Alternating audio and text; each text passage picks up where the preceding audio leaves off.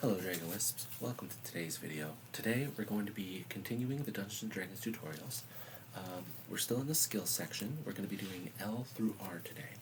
So before I begin, I'd like to remind you as always to like the video and subscribe to the channel if you haven't yet to become a Dragon Wisp. And if you would like to support the channel more directly, you can do so at the Patreon link in the description below. So without further ado, sit back, relax, and let's learn skills L through R. Dungeons & Dragons 3.5 edition. Alright, so the first skill we're going to be covering is Listen. Listen should go without saying, but it's your ability to hear things. Obviously, depending on how well you're listening can affect, your outcome. If you're just passing by, you'll get your DC will be higher, essentially. If you're listening carefully, your DC could be lower. So let's see here. So some standard DCs. So if there's a battle nearby, you'd have a -10 DC to hear that.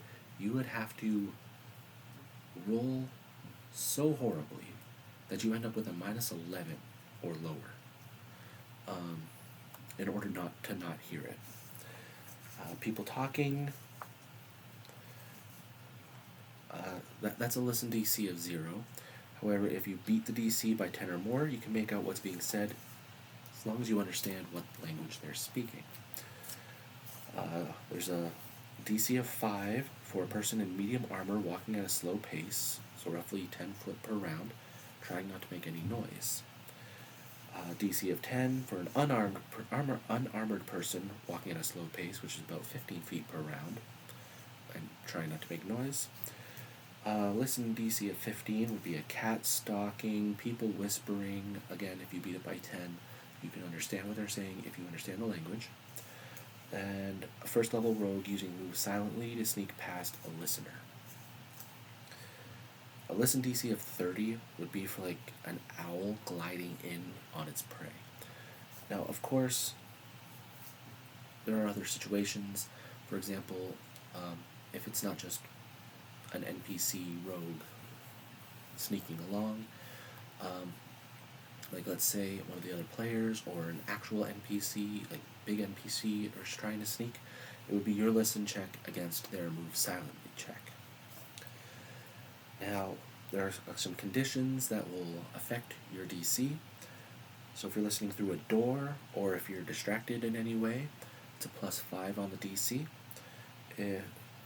It's an extra 1 on the DC for every 10 feet of distance from the sound. And if you're listening through a stone wall, it's a +15, because let's be honest, it's really, really good sound dampening. What you're doing does affect how long of an action it is. Realistically, at most of the times when a DM tells you to make a listen check, it'll just be like a free action because you're just hearing something as you go by. If you're really, really trying, though, it's going to take like an actual action. And if you're trying to retry when you failed already, it's a move action. You can retry to hear what you failed to hear without a penalty.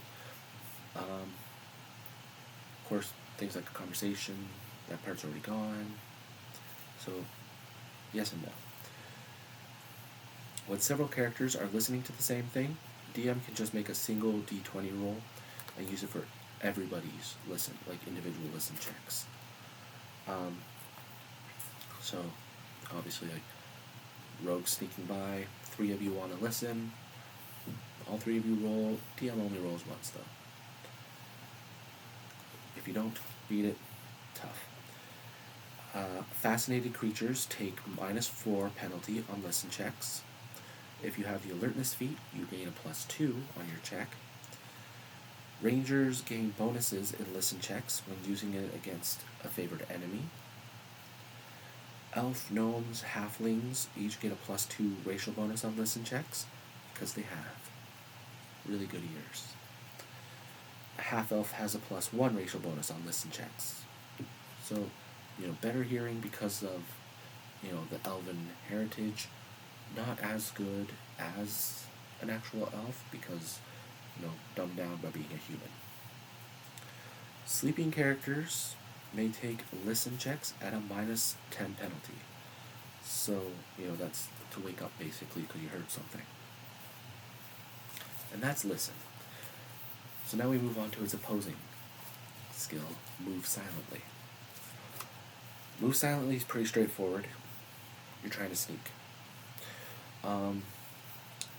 Your move silently DC is going to always be a listen check. So whatever the listen check was, that's what you have to beat with your move silently. Of course, if you're on a noisy surface, like a deep bog, undergrowth, some rubble, it's a -2 on your check. But if it's a very noisy area, like deep snow, it's -5 on your check. There is no action for move silently because it's part of moving. If you have a cat familiar, you gain a +3 bonus on move silently. Halflings have a +2 racial bonus on move silently. And if you have a stealthy feat, you also get a +2 bonus on move silently. So let's say you had a halfling rogue and you took the stealthy feat, you're already starting at a +4.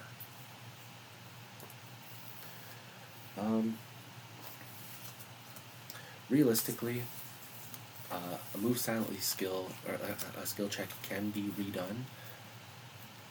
There's just usually not much point because if they've heard you, they've heard you. They know where you are for the most part.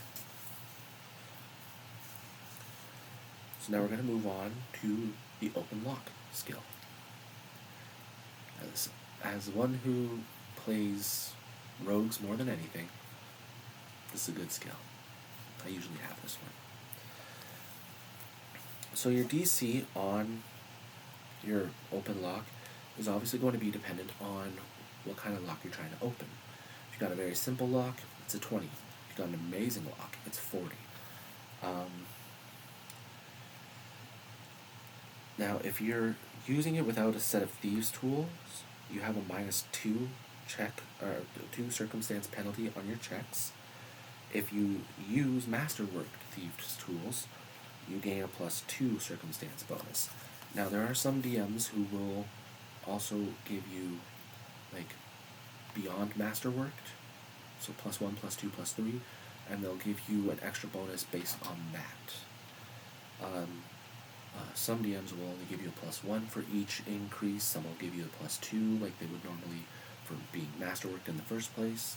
So let's say you have a +3, you could essentially have +8 on your open lock.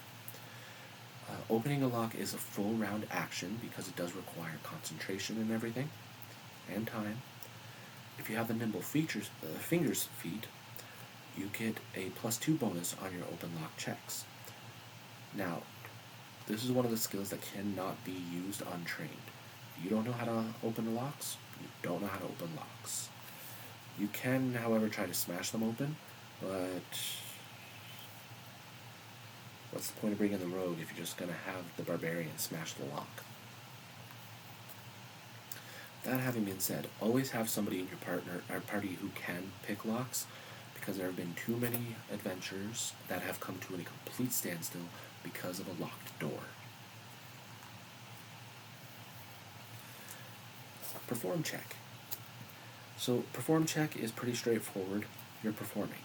You've got various different types of performances. You've got acting, comedy, dance, playing keyboard instruments, oratory, percussion instruments, string instruments, wind instruments, just flat out singing. So many. I know we've had players where they're juggling.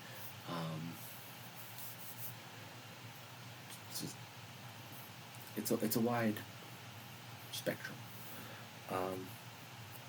But you're basically trying to impress people with your performance.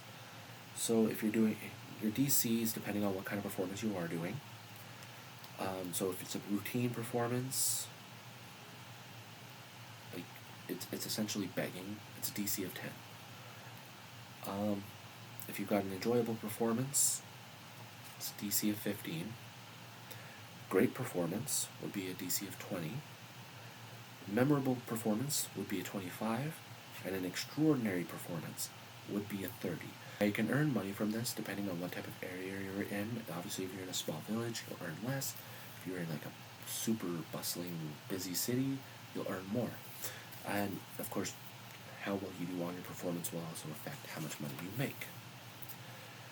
Depending on what you do, it could take anywhere from like an evening's work to a full day's performance, depending on what your DM decides. You can retry, but unfortunately, retrying doesn't negate previous failures. So an audience that's already, not impressed by you, they're not going to become suddenly impressed. You've got to work for it. Bards that must have at least 3 ranks in Perform to inspire courage in his allies, or to use counter songs or fascinate ability. Bards need 6 ranks in Perform to inspire competence, 9 ranks to use suggestion, 12 to inspire greatness, 15 to use Song of Freedom, 18 to inspire heroics, 21 to use mass suggestion ability. Bards definitely focus a lot on performing. You can also use sleight of hand, tumbling, tightrope walking, and spells like illusions and stuff to assist in performance.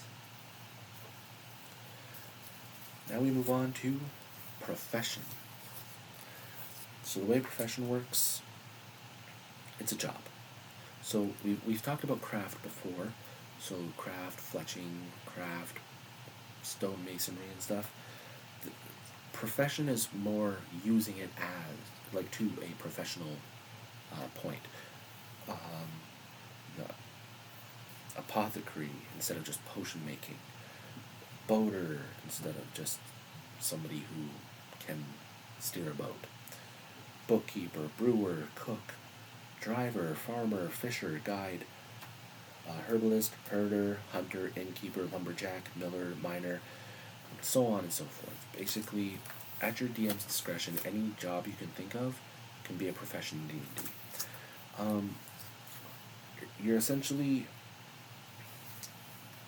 trying to earn money doing this. So what you're going to do is you're going to roll your profession check, and you'll generally get about half of what you get in gold pieces per week of dedicated work. So if you just pop up a shop and like, hey, come do this, you're not going to make much money. But if you have an actual shop set up, you spend time and energy into it, you'll probably make money. But that, again, is DM discretion. Generally, a profession skill to earn an income can't be retried. You're stuck with whatever weekly wage your check result brought you. However, another check can be made after a week to determine if you are better, and therefore earn more money.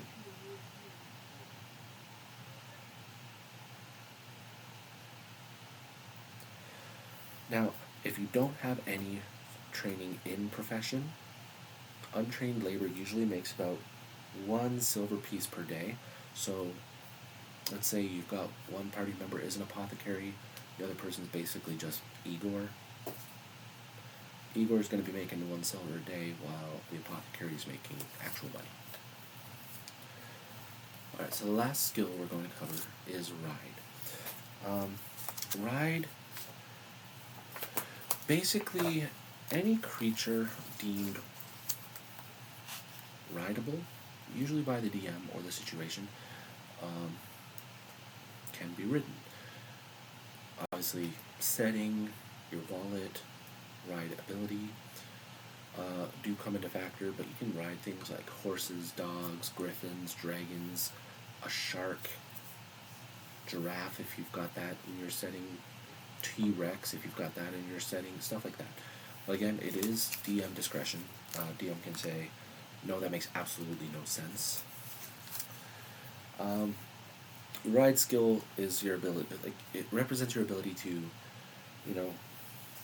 stay on the saddle, use your knees to steer maybe, have a bit of a softer fall, stuff like that. And what you're doing does affect your DC. So if you're trying to guide it with your knee, guide your mount with your knees or stay on the saddle, it's only a 5 ride DC, and that's just like basic, just sitting there. If you're trying to fight with a war horse, it's 10. If you're trying to like use it for cover, soft fall, leap, spur mount, so it's a DC of 15. Control the mount in battle, fast mount or dismount is 20. Fast mount and dismount is affected by your armor check penalty, so you need to consider that while you're doing things that do warrant a ride check. What does and does not warrant a ride check, once again, is DM discretion. Like most of the time, if you're just riding casually along, your DM's not going to ask for a ride check. But once you start trying to do things while mounted, that's usually when the checks come into play. If you're riding bareback, you take a -5 penalty on your ride checks. If you're using a military saddle, you get a +2 circumstance on ride checks for staying in the saddle. Ride skill is a prerequisite for the mounted archery, mounted combat, ride by attack, spirited charge, and trample feats. Feats we'll cover later, after the skills. I'm not entirely sure how we're going to go about that. I might just cover on a basic in the player's handbook. I might go into actual depth. I'm not entirely sure because I wasn't expecting skills to take this long. If you have the animal affinities feat, you get a +2 bonus on ride checks. And if you have 5 or more ranks in handle animal, you get a +2 inherent skill bonus, well, synergy bonus to your ride skill. Alright, so that covers skills L through R of the 3.5 edition Dungeons & Dragons tutorials. I think the next video for these is going to cover the rest of the skills in the base book. So only one more skill before we move on to feats. If you have any questions regarding any of these skills, feel free to comment below and I will do my best to answer them. Again, remember that skill usage is DM dependent. There will be times where a dungeon master will not allow a skill check because it just makes no sense, or will require a skill check whether or not you have it. But that does depend on the situation. So right about now you'll be getting the usual subscribe button up here, latest video on the channel over here, video recommended for you by YouTube over here, and over here will be the Dungeons & Dragons tutorials playlist. So, thank you for joining me, and as always, have a peaceful day. Bye!